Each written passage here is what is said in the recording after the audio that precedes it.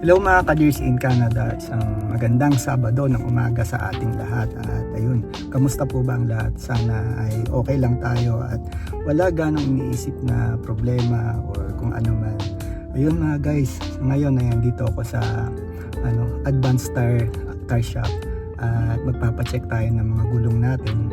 Lalong-lalo na yung dito sa may passenger side natin, sa right side.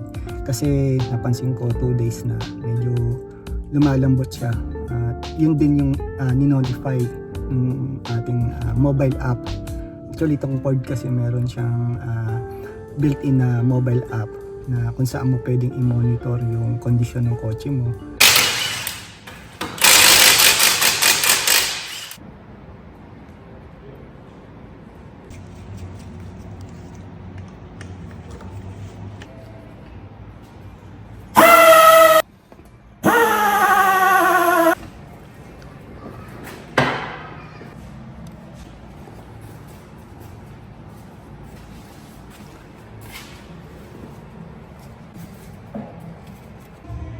So ayun nga mga guys, nagawa niya na or na-fix niya na, kaya kahit paano safe na tayo makakabiyahe. So ayun nga mga guys, nakatapos na rin tayong magpa-vulcanize ng ating gulong at sa awa ng Diyos okay naman at repairable naman yung butas na pinagawa natin. Yun nga lang, medyo may kamahalan mga guys, $35 para sa isang gulong, para sa pag-repair ng isang gulong, pero ganun talaga dito tayo sa Canada. Ang mahalaga, magiging safe tayo sa ating biyahe para sa camping natin. So yun mga guys, excited na ako, excited na kami ni Mrs. at see you na lang mamaya sa mga videos natin mga guys. So ayun nga mga guys, ready na ang aming mga dadalhin sa camping. Naantay na lang namin sila Jed kasi dito kami magkikita-kita at sabay na sila sa amin, convoy kumbaga. Pero bago yan mga guys, habang nag-aantay tayo, meron akong nakita dito. Meron kami dito na garage sale. Actually magmula yan sa unit 1, 2 hanggang doon sa block na yan. Tsaka doon. So kami yung first week. Tapos yung ibang unit sa mga susunod na linggo. So habang naantay natin sila Jed, tingin muna tayo sa garage sale.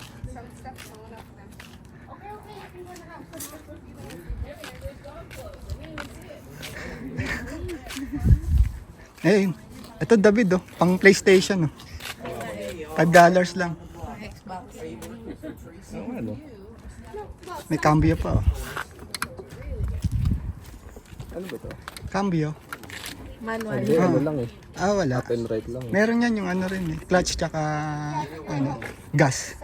So yun nga mga guys, sinilip lang natin yung mga nagga-garage sale. Actually kasama dapat kami yung unit namin, yung bahay namin. Kaya lang, wala naman kaming ganong ibibenta pa. Konti pa lang yung ating mga gamit. Siguro by next year, pagka meron uling ganitong pakulutong ating ang tawag dito, board. Yung kapitbahay kasi namin, board of director ng townhouse. So siya yung nag-organize nito. Hopefully next year, makapag-participate kami. Nakalimutan pala ang ano. Bakit dyan mapait mo? Alin? Smell. Yung ano yun? Masarap nga yung pinapaluto mo ate. Diba mas maano yung walang yung walang coat na harina. Mas ano siya.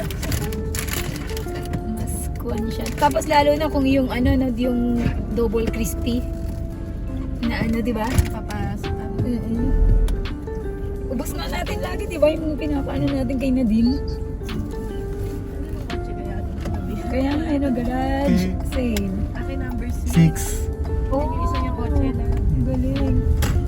Palikad na sila. Ito. Yadong. Yadong, dala yung jacket niyo. May dala daw siyang balanggot. Hindi ka karne. Matagal na niyang binili yan bago pa sila. Yung boots niya hindi niya nagagamit. O ngayon lang tamang ay stampede. Sabi ko sa kanya, stampede gamitin mo. Bata. Ayan yung peony. Dito. Ay, pink. Yung mga bulaklak na yan.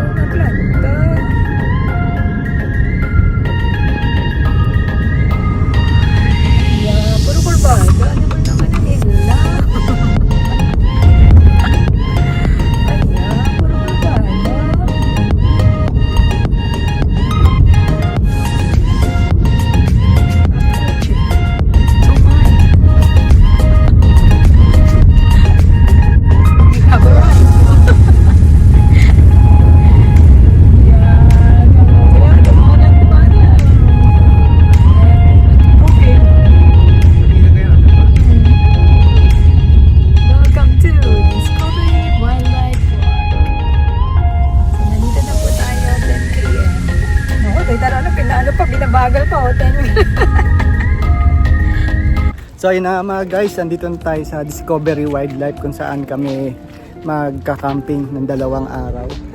At pakita ko sa inyo ang lugar. So yan yung isang cabin na nirenta namin, tapos ayun naman yung kulay blue, yung isa, bali 2 cabin.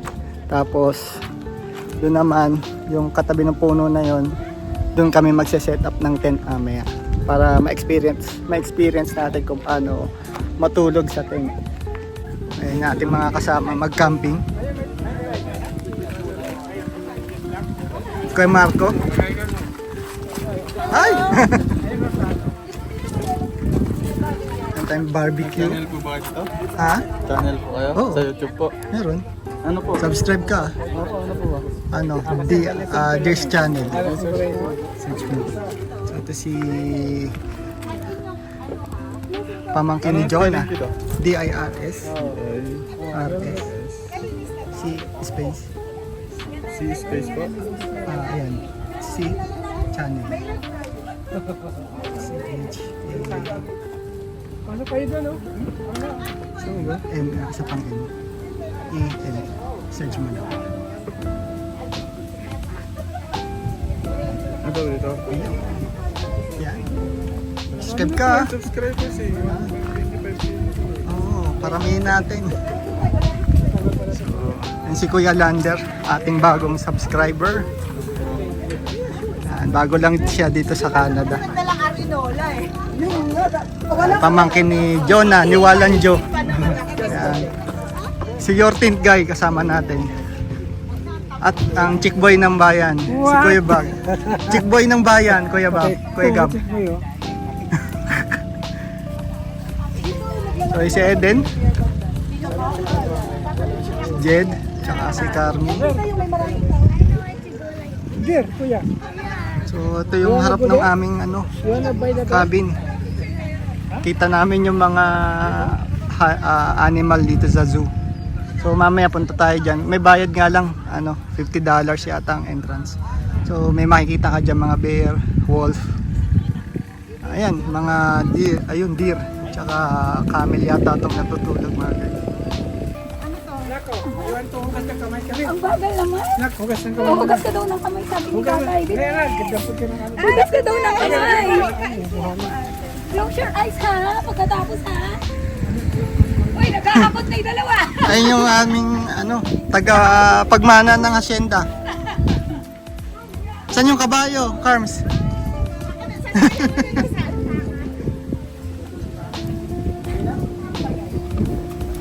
Close your eyes muna ha, ano ba yan? Teka lang ha, wait lang ha, ready ka na? Okay.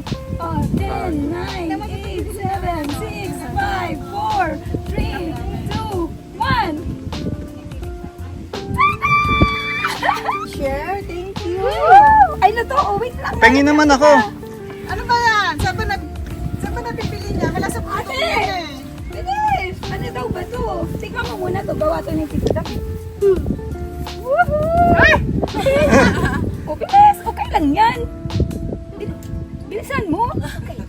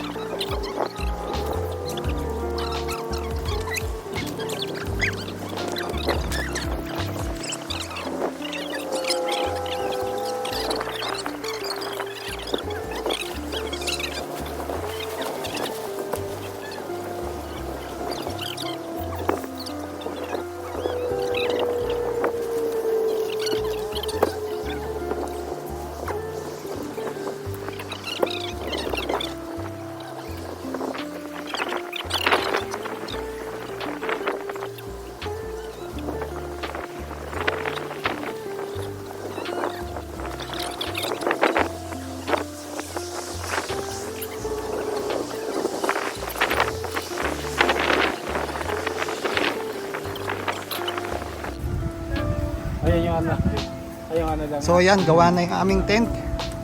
Dali lang pala assemblein kasi may manual. So dito namin siya tinapat sa ano, sa lake para overlooking at medyo romantic. So may deck pala doon. Pwede ka mag-fishing. Sakto pala David eh kung may pang fishing ka eh. Ayun oh. Dito.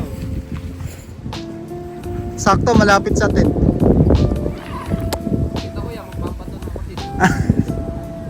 So yun, nagawa na ni Walan Joe tsaka ni Yote Jai. Buti na lang tinulungan kami. Pero madali lang din naman siya. As pre-assembled na yung mga ano, mga reinforcement niya. Nako, mayroon silang bahay-bahay nako. Jillian, diyan tayo matulog? Gusto ko lang makita sa loob. Ha? Diyan tayo matutulog? Ate. Masarap kaya dyan? Sabi tayo, Ate Jillian. Ate Jillian, palit tayo ng ano, tutulugan oh. Palit tayo. So ito ang aming lunch buffet. Merong Bicol Express, pancit, syempre, inihaw na tilapia, beef steak, at syempre yung masarap na dinuguan ni Lola Nay, saka barbecue, at si Jonah. Ang ko. Ayun na, may extra naman pa. Tara na, kain na tayo. Mga Yung hasilder.